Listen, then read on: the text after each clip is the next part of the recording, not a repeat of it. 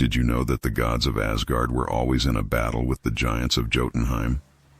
These two powerful groups clashed again and again, creating some of the most thrilling stories in Norse mythology. Let's dive into this never-ending conflict and discover why the gods and giants were always at war. Asgard was the home of the gods, ruled by the mighty Odin. It was a place of beauty, strength, and magic, where the gods lived in peace most of the time. Jotunheim, on the other hand, was a wild land filled with giants who were fierce and powerful.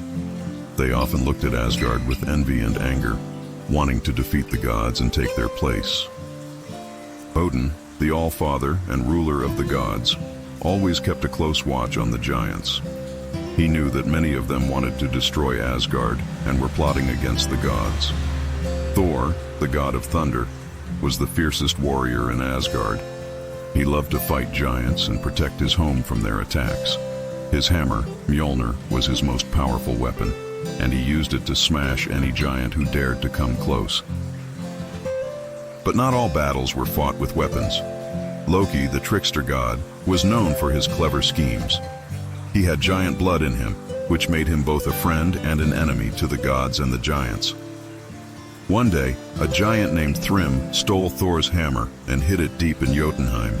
He demanded that the goddess Freya be given to him as a bride if the gods wanted the hammer back.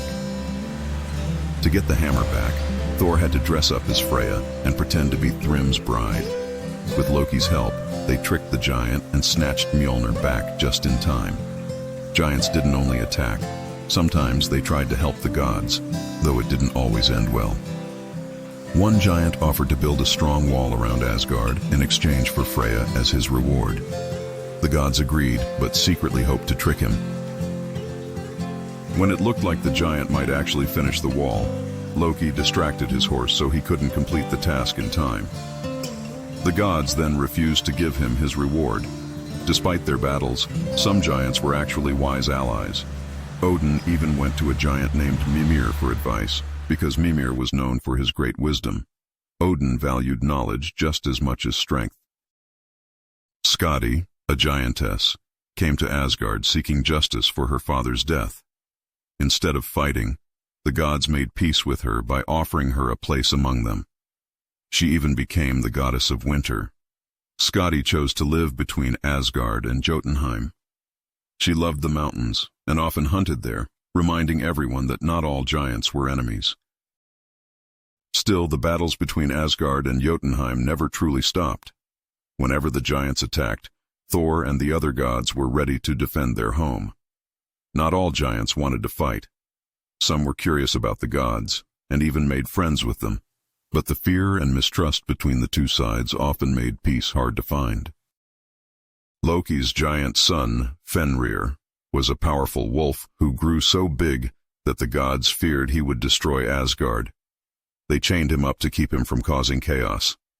Another of Loki's children, Jormungandr, was a giant serpent so big that he could wrap around the entire world. He and Thor were destined to face each other in a great battle one day. The gods and giants would have their biggest fight during Ragnarok, the end of the world. This great battle would change everything, with many gods and giants falling on both sides.